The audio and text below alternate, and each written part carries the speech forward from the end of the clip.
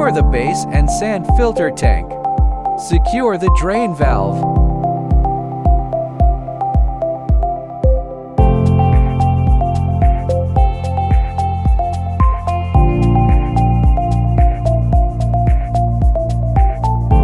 Put the filter assembly into the sand filter tank.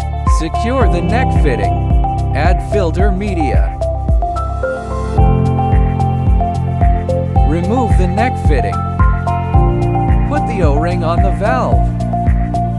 Install the valve on the sand filter tank. Align the arrows on the valve and sand filter tank. Secure the flange clamp and tighten screws.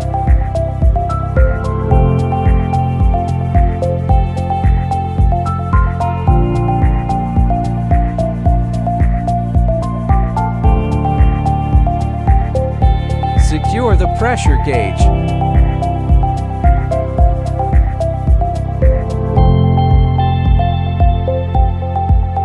Wrap all threaded connections with Teflon tape for a tight seal. Install the hose adapter. Install the plug with O-ring. Install hose fittings with O-rings at the pump inlet and outlet.